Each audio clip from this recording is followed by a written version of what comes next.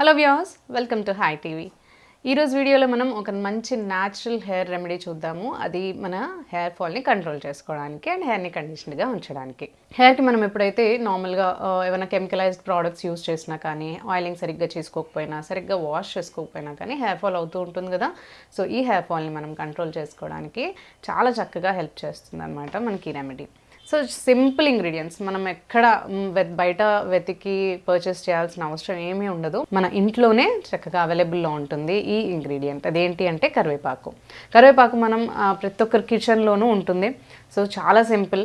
మీరు ఇంట్లో మీ పనులు చేసుకుంటూ ఈ రెమెడీని ఫాలో అయిపోవచ్చు. సో ఈ రెమెడీలోకి వెళ్ళే ముందు ఫస్ట్ మీరు మా ఛానల్ని మొదటిసారిగా కనుక చూస్తున్నట్లయితే తప్పకుండా సబ్స్క్రైబ్ చేసుకోండి. సబ్స్క్రైబ్ చేయడమే కాదండి, లైక్ అండ్ షేర్ చేయడం వల్ల మాకు ఇంకా ఇలాంటి వీడియోస్ అనేవి పెంచడానికి హెల్ప్ అవుతుంది. సో ఇప్పుడు ఈ ఇంగ్రీడియంట్ తీసుకున్నాం కదా, కరివేపాకు తీసుకున్నాం కదా. నెక్స్ట్ మనము కోకోనట్ ఆయిల్ తీసుకోవాలి. కోకోనట్ ఆయిల్ ఏ బ్రాండ్ అయినా మీరు తీసుకోవచ్చు. సో చూస్తున్నారు కదా, మనకి ఇంగ్రీడియంట్స్ కూడా చాలా న్యాచురల్వే, మనకి ఇంట్లో రెగ్యులర్గా అవైలబుల్ ఉన్నవి అన్నమాట. సో ఒక నేను చిన్న పాట్ లాంటిది తీసుకున్నాను. మీరు ఏంటంటే కొంచెం మనకి వేడి చేసుకునే విధంగా ఏదైతే బౌల్ ఉంటుందో, స్టీల్ బౌల్ అయినా పర్లేదు, ఇలా మట్టి బౌల్ అయినా లేదంటే పింగాలి బౌల్ అయినా పర్లేదు, అందులో వేసుకోండి ఫస్ట్ కరివేపాకుని.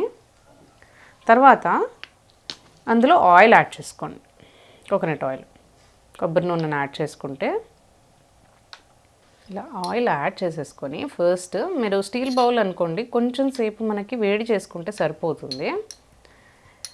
ఈ బౌల్ని మనము కొంచెం సేపు స్టవ్ మీద పెట్టుకోవాలి. లేదు అంటే ఒక ప్యాన్ వేడి చేసుకొని దాని మీద కొంచెంసేపు మనం దీన్ని పెట్టేసుకోవాలి. అల్టిమేట్గా మనకి ఏంటంటే ఆయిల్ కొంచెం వేడి అవ్వాలి అండ్ ఈ కరివేపాకు అనేది కొంచెం మనకి క్రిస్పీ అవుతే సరిపోతుంది.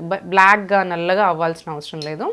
కొంచెం ఇది మనకి వేడైపోయి క్రిస్పీగా అవుతుంది కదా, కొంచెం ఎండినట్టుగా. సో అంతవరకు మనం వేడి చేసుకుంటే సరిపోతుంది. ఎక్కువగా వేడి చేయాల్సిన అవసరం లేదు.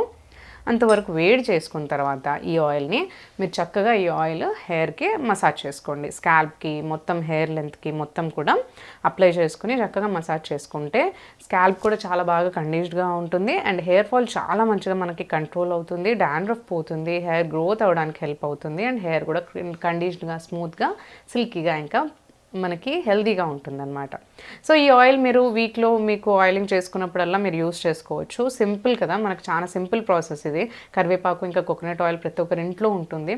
సో మీరు హెయిర్ ఆయిలింగ్ చేసుకోవాలనుకున్నప్పుడల్లా సింపుల్గా ఈ ప్రొసీజర్ని కనుక ఫాలో అవ్వచ్చు. వీక్లో వన్స్ ఆర్ ట్వైస్ మీరు ఈ ప్రొసీజర్ చేయొచ్చు.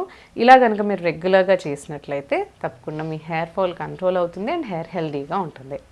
సో ఈ వీడియో మీకు నచ్చిందని అనుకుంటున్నానండి. ఈ వీడియో కనుక మీకు నచ్చినట్లయితే లైక్ చేయండి, షేర్ చేయండి అండ్ మా ఛానల్ని సబ్స్క్రైబ్ చేసుకోవడం మాత్రం మర్చిపోకండి.